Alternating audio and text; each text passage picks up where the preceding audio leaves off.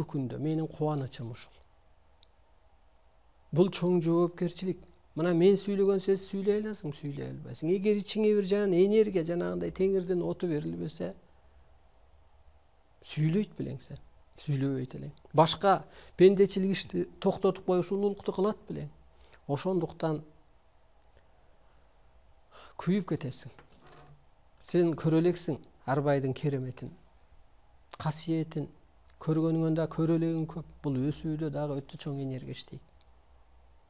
Мына Москванын суугу келчү эле го. Эшикте эмне болуп атат күн?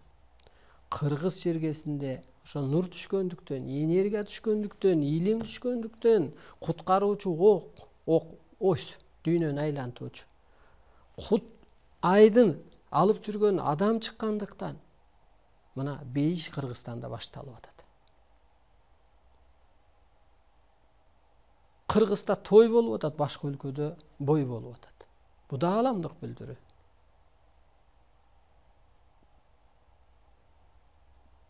Эгер эми ошол түшүң түс болуп аткандан кийин, түш аткарылып аткандан кийин, мына ааламдык билдирүүнүн баары бул закон. Ушуну эсиңиздерден чыгарбаңыздар. Сенин жергенде эч кандай акың жок. Сенин бийлигиң бир тыйын. Эртең мусор болуп каласың ошо бийлигиңдин аркасынан барып. Сенин байлыгың бир тыйын. Ошо байлыгыңдын аркасынан барып болгон керемет касиетиңди учурасың. Аңга түшөсүң, азгырыласың. Бул ааламдык закон. Ушуну эсиңен чыгарба. Түш. Мына мен куткармадым. Кайра бир жерде берилет. Бүткүл адамзаттын куту арыстан алай депчи. Муну жазган адам башка. Түштү көргөн мен башка. Мисалга. Жана көз ачыктар бир нерсени айтат. Тыңшап койгула. Жеригенге болбойт. Угуп койгула. Өз деңгээлинде бир көрүнүш көрөт. Көрүнүш, аян, түш. Бул чындык. Аткарылат. Чечмелеп ал.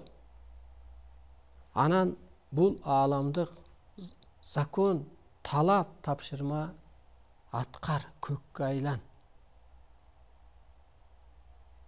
Түш, көрүнүш. Мына көрүнүш көрүп койду бирөөчү. Ал ачыкта болгон жок, бирок аткарылып атпайбы? Түш, караңгыда көрүндү, уктап жатканда көрүндү, бирок ачык жашоодо аткарылып атпайбы? Демек, караңгынын баары чындык. Жалган, ачыктагы бул жалган. Мына ичиңдеги жан көрүнбөйт го. Техникага көрүнбөйт керек болсо. Медицинага көрүнбөйт, анализде көрүнбөйт. Караңгы, бирок жаныңа жараша сен жашап атпайсың. Жан дүйнөңө жараша жашоо көрүп атпайсың керек болсо.